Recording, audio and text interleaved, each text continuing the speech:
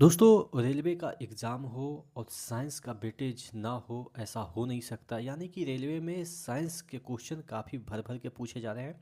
तो हम आज कुछ चुनिंदा क्वेश्चन के बारे में डिस्कस करने वाले हैं। और अगर हम ग्रुप डी की बात करें 2024 ग्रुप डी के रिजल्ट की बात करें, चूँकि ये भी देख के आप लोग यहाँ पे आए होंगे, तो ग्रुप डी का जो रिजल्ट है वो मुझे जहाँ तक अनुमान है 15 मई तक एनी हाउ आ जाएगा। चूँकि 5 मई को इस पे सुनवाई है, तो हो सकता है एक आध डेट अगर पड़े तो ज़्यादा से ज़्यादा 15 मई, लेकिन आपका जो रिजल्ट है वो 15 मई तक आ जाएगा। तो इंतज़ार ज़्यादा करने की आवश्यकता नहीं है, आपका 15 मई तक जो है वो रिजल्ट आ जाएगा। ठीक है, चलिए हम बात करने वाले हैं आज कुछ क्वेश्चन जो कि आपके ग्रुप डी एनटीपीसी या जितने भी रेलवे के एग्ज़ाम होते हैं वहाँ पे आते हैं। और ये प्रीवियस टीसीएस के कलेक्शन है, यानी कि टीसीएस ने जो क्वेश्चन है साइंस में पूछा है टेक्स्ट बुक का स्मार्ट बुक में ये कलेक्शन है। यहाँ पे आपको एनटीपीसी, रेलवे के एएलपी, ग्रुप डी, जेई और अन्य परीक्षा के तकरीबन 4000 प्लस पीवाईक्यू दे रखे हैं। और इसमें अगर हम फीचर्स की बात करें तो स्मार्ट आंसर की दे रखा है, जिससे कि आपको पता चलेगा कि कितना समय आपको देना चाहिए था और कितना आप दे रहे हैं, कितने परसेंट बच्चों ने इसको सही किया है। तो ये बुक है वो नीचे डिस्क्रिप्शन बॉक्स में मैं लिंक दे दूंगा, वहाँ से जाके आप इसको खरीद सकते हैं। इसका पीडीएफ फ्री ऑफ कॉस्ट मैंने टेलीग्राम पे शेयर कर दिया है, तो वहाँ से भी जाके आप इसका पीडीएफ देख सकते हैं। चलिए हम बात कर लेते हैं पहले क्वेश्चन की ज़्यादा समय गंवाए बिना। चूँकि 10 क्वेश्चन इसका मैंने ऑलरेडी करा रखा है, तो वो देख सकते हैं। आज 11वां क्वेश्चन से हम आगे बढ़ते हैं। अगला 11वां क्वेश्चन है, निम्नलिखित में से कौन सी घटना गर्मियों में सूती कपड़े पहनने के पीछे का कारण है? कौन सा कारण है जिसकी वजह से अक्सर आप लोग ने बचपन में सुना होगा, आपके मम्मी पापा हो या दादा दादी हो, कि कहते हैं कि वो लोग सूती कपड़ा पहनना चाहिए। ठीक है, तो इसके पीछे का वो लोग साइंस भले ना जानते हो, लेकिन साइंस का अनुभव वो लोगों ने कर रखा था। कहने का मतलब ये है कि इसके पीछे का जो कारण है वो इवापोरेशन यानी कि बाष्पीकरण है।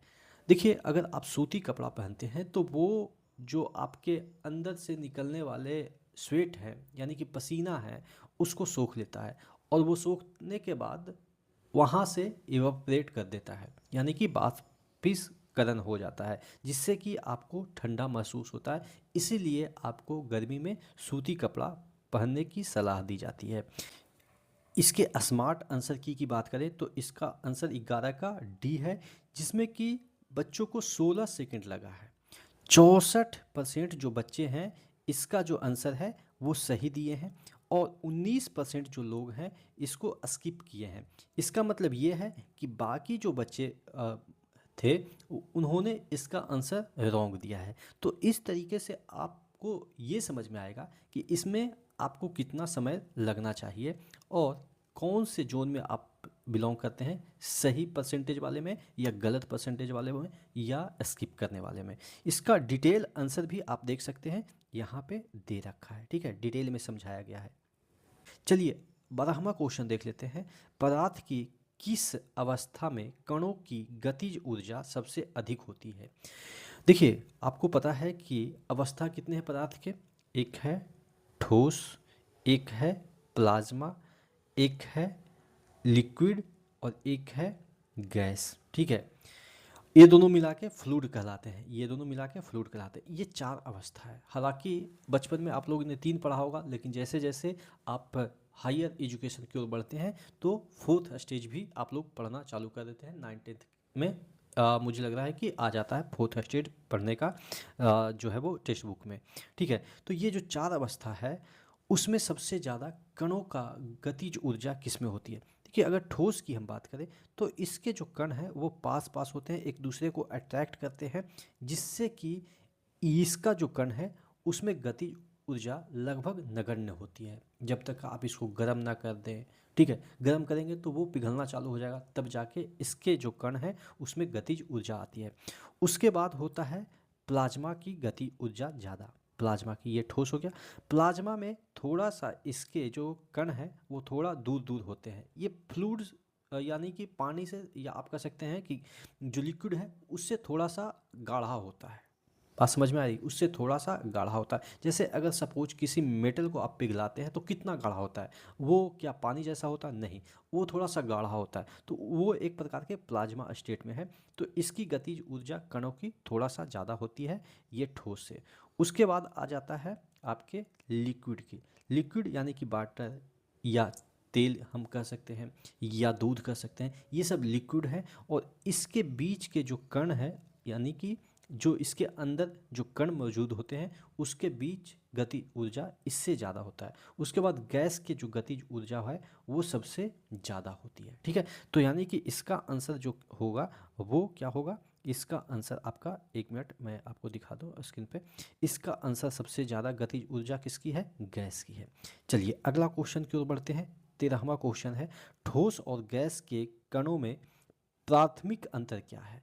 ठोस और गैस के बीच का अंतर पूछ रहा है कि उसके बीच जो कण होते हैं उसका अंतर क्या है।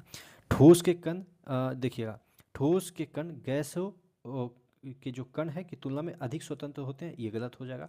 क्यों? क्योंकि गैस के जो कण होते हैं वो ज़्यादा स्वतंत्र होते हैं। स्वतंत्र का मतलब वो इधर उधर भाग सकते हैं। ठीक है, ठोस के कण गैसों की तुलना में अधिक निकटता से पैक होते हैं, ये भी गलत है। ठोस के कण गैसों की तुलना में अधिक निकटता से पैक होते हैं, ये सही है। ठीक है, क्योंकि यहाँ पे इसके बीच की निकटता काफ़ी एकदम से काफ़ी ज़्यादा होती है। ठीक है, ठोस के कण के जो तुलना में, एक मिनट, ठोस के कण गैस के कणों की तुलना में अधिक निकट पैक होते हैं, ये सही है।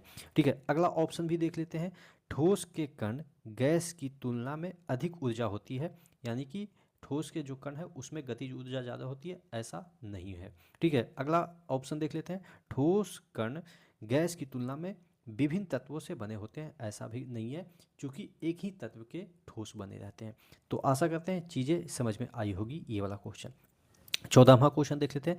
निम्नलिखित में से कौन सा विकल्प ठोस के लक्षण का प्रतिनिधित्व नहीं करता है?